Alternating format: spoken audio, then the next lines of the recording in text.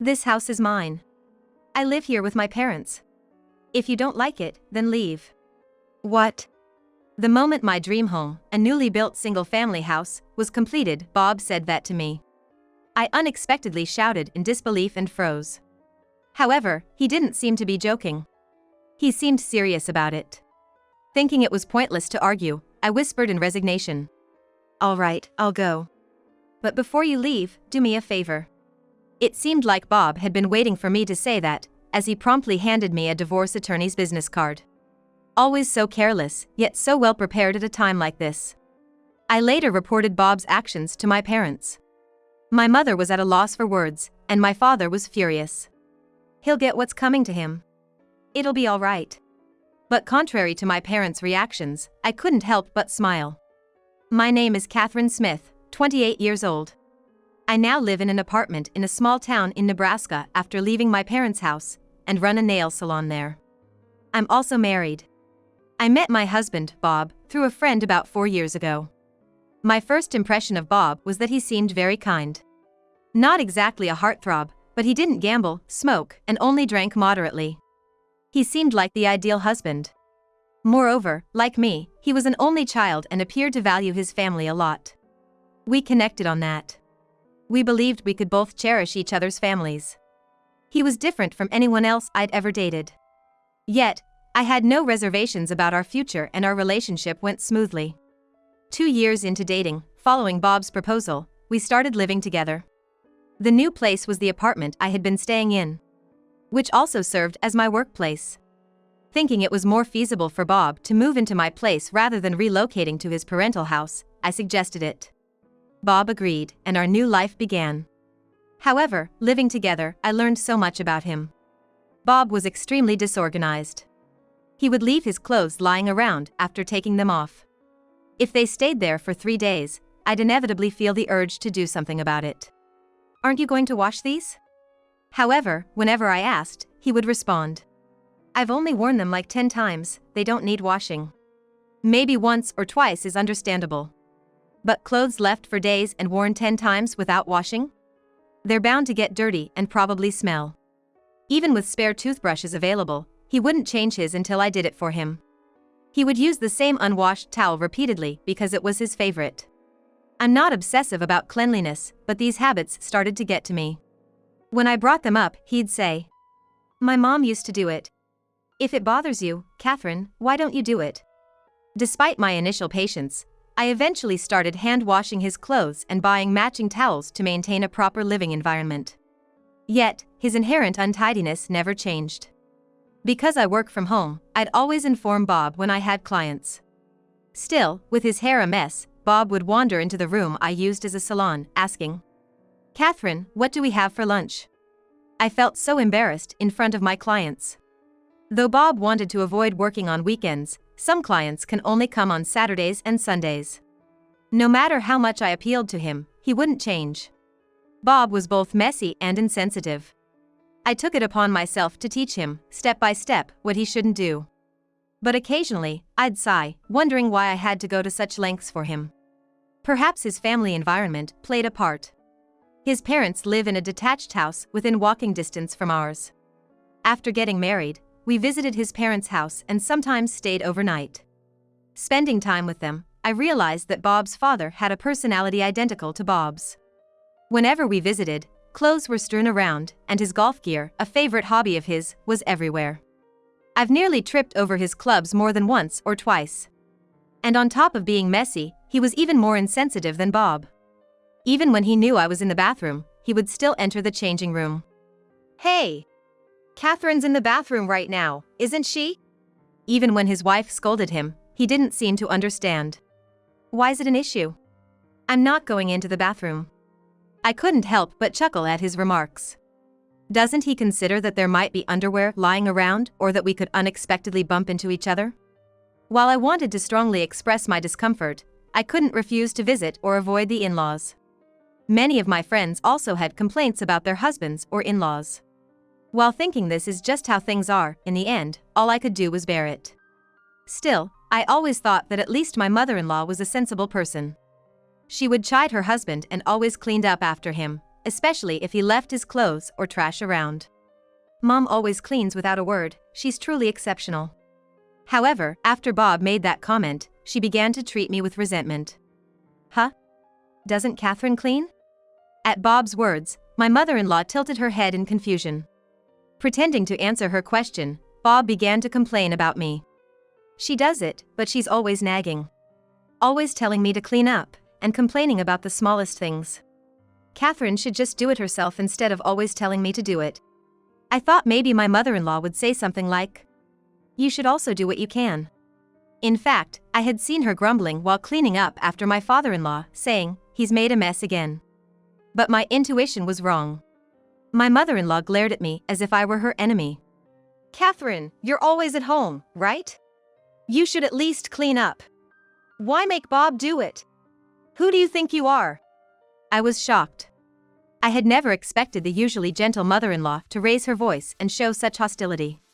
Even as I was being blamed, Bob just laughed and said, "Yeah, tell her more." Even though they both know I work from home. I'm not just squeezing work into my free time. I work all day, sometimes late into the night for clients. I don't have as much free time as a stay-at-home mother-in-law. But explaining that to my angry mother-in-law now probably wouldn't help. My tactless father-in-law, seeing our argument, just laughed and said, "What did you do, Catherine? You must have really messed up to make her so angry." I felt alone and uncomfortable among my in-laws. After that, I dreaded visiting them. I thought that the busier I got with work, the less I'd have to see them. I took on more and more jobs, asked for referrals to get new clients. And, as a result, I became busier. My income also increased, and I achieved my goal of earning $5,000 a month. Once I reached that goal, I had something I wanted to do. It was to build a house, bring my parents from the countryside, and live together. And to run a nail salon there. Of course, I had discussed this with Bob before we got married. "If things go well with work, I want to build a house, bring my parents from the countryside, and live together. Next to the house, I want to create a small salon and work there. Family is important. I think that's a good idea. I'll support you." His agreement was a significant reason we decided to get married. And the day when that dream would come true arrived. I suggested to Bob that we build our dream home. He agreed, and we soon began checking out model homes and comparing mortgage options. We finally settled on a bank for our mortgage and a construction company. The mortgage was going to be in Bob's name. I had wanted to put it in my name, but being self-employed, I couldn't get the amount we needed on my own. But with Bob being a salaried employee, it wasn't an issue. The repayments wouldn't be too burdensome, especially since my parents planned to help, so it wouldn't be a full loan. We had savings. Of course, I intended to work even harder in my new nail salon, and if I dedicated that to living expenses, we'd have more than enough. We found the land, and construction began. All that remained was to move in once it was done. A few months later, we had a walkthrough of our finished home. I was moved by the scent of the new home and the new construction. The dream nail salon was also completed next to our home with a separate entrance. This way, both family and clients' privacy would be maintained. I would have liked to make it even cuter, but Bob had objected. "We can't spend all our money just on that." While I had other dreams, I had to be realistic. It was a very small salon, but I was satisfied. All that was left was to hand over the house, wait for moving day, and then call my parents. I was excited and looking forward to our new life. But then Bob dropped a bombshell. "Nice house. Glad it's done. Good job, Catherine." "Good job? We're not done yet. We still have to move and handle other arrangements." Wondering what he was getting at, I laughed it off. But rather than smiling, Bob had a smug look on his face. My smile faded at his expression. "Good job indeed. I don't need you anymore. This is my house. I'm gonna live here with my parents. If you don't like it, leave." "What?" I blurted out in disbelief, frozen in shock. But Bob didn't seem to be joking. He seemed to genuinely mean it. "What are you talking about? What do you mean?" "I mean exactly what I said. This house is for our family. You don't like my parents, so it's probably better if you're not here, right? Don't joke with me." I've always said my dream was to live with my parents, remember?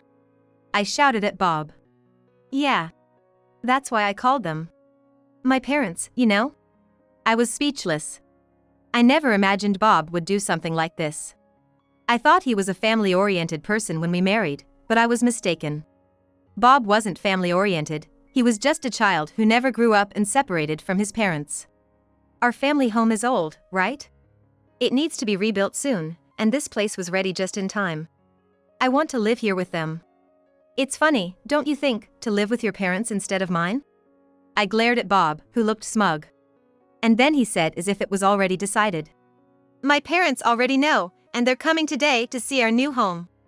So, Catherine, what are you gonna do? Bob grinned, as if he wanted to force me to leave.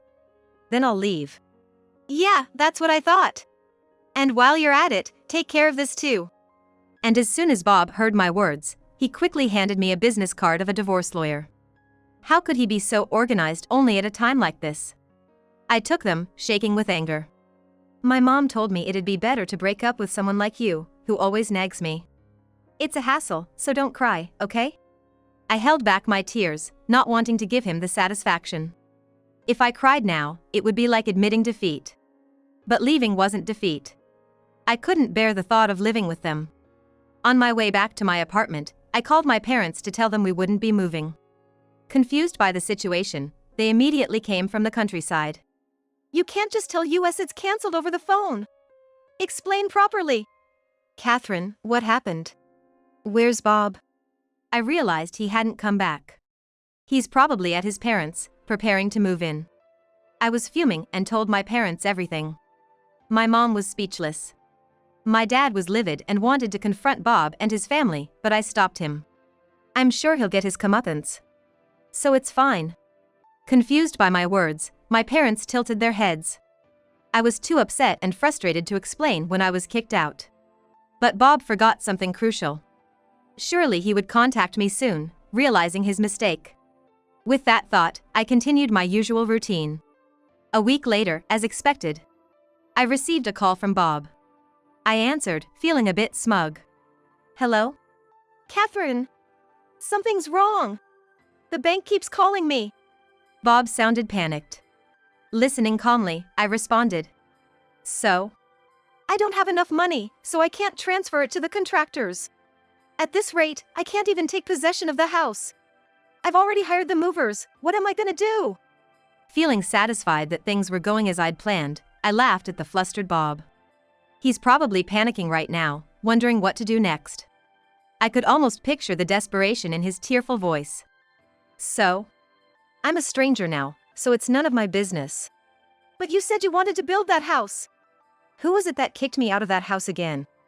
Bob, sounding more pathetic by the second, started mumbling apologies and making excuses. But no apology could make me forgive him. Bob hadn't just taken my home, he'd stolen my dream. You should consult with the bank or the contractors on what to do next. I told him curtly and hung up the phone. He tried calling several times after that, but I was about to see a client. I turned off my phone and got to work. The reason he couldn't take possession of the house was simple: he didn't have enough money in the account. Today, the mortgage was supposed to be executed. Combining that with the balance, the money should have been transferred to the real estate agency. But without the necessary balance, the transfer couldn't have been made.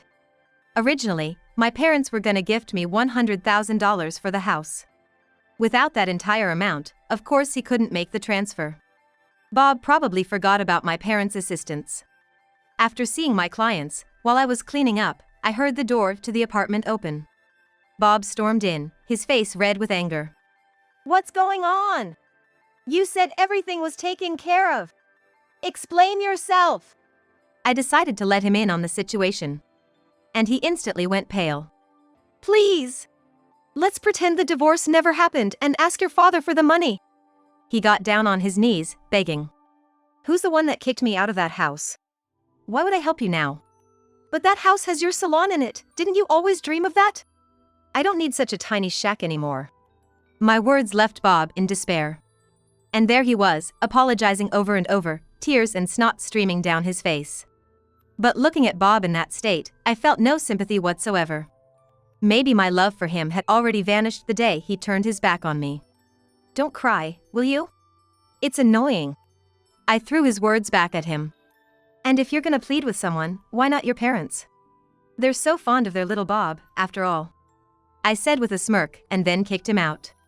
In the end, Bob ended up using all his parents' savings, sold off his father's prized golf clubs, and even canceled their insurance to make up the $100,000.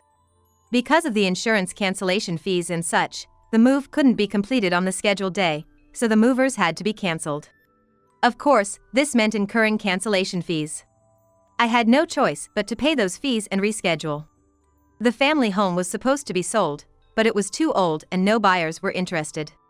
Someone showed up offering to buy the property if we'd tear down the house, but we couldn't afford the demolition costs. So, we had no choice but to leave the demolition to the buyer and sold the property for a pittance. Bob and his family might have run out of money, but they managed to move into the new house. But from now on, nearly all of Bob's salary will go towards the mortgage. I'm a little curious about how they're going to manage their finances. 6 months later, I had plans to meet up with some friends. Since some of them have kids, we decided to have lunch together. I was looking forward to this day and didn't take any appointments for the lunchtime. The friend who introduced me to Bob was there, and since everyone knew about our divorce, Bob wasn't present. However, Bob was the hot topic of conversation. Speaking of which, I heard Bob's mom is hospitalized due to an injury. Really? Yeah. She slipped on clothes Bob left lying around and fell awkwardly, fracturing her pelvis.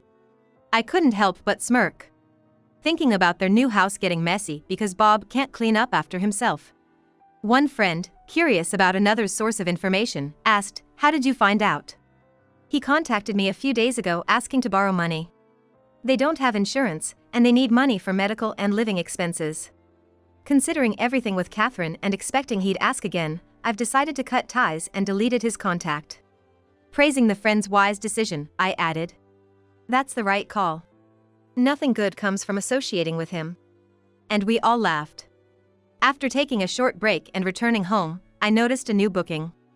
I had some time before my next appointment, so I responded immediately. I need to make as much as I can now. But to my surprise, the person who showed up was Bob. "What are you doing here?" "What do you mean? I made an appointment. I want you to do my nails." He grinned sheepishly. I stopped him from entering without hesitation. Bob had always dismissed the idea of men getting manicures as too bothersome or unmanly. But nowadays, even men get manicures. He used to mock it, so what changed his mind? "Really? Aren't you here to borrow money?" When I said that, Bob's eyes widened. It seems I hit the nail on the head. "If you know, then it makes things easier. Please, I don't need the manicure. I don't even need to come inside, just lend me $1,000. I sighed deeply. Bob continued with his sob story, trying desperately to evoke sympathy. "I never really wanted to break up. Ever since you left, it's been one disaster after another. I've come to realize just how important you were to me. It's not too late. Can't we get back together? I'm sure both of my parents would welcome you back with open arms." The look on his face as he said that, with tearful eyes shining, was like something out of a soap opera. I sighed heavily at the sight of him.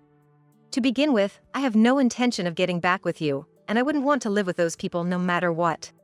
If you want to change your life, you need to start by cleaning up your messy lifestyle. It's because of your carelessness, leaving clothes all over the place, that your mother got hurt. How did you? By the way, it's about time. Today's appointment fee is $30. Once you pay that, please leave," I said, glancing at the clock. Bob was dumbfounded. "You didn't even let me in the house, we just talked at the door, and I didn't get anything done.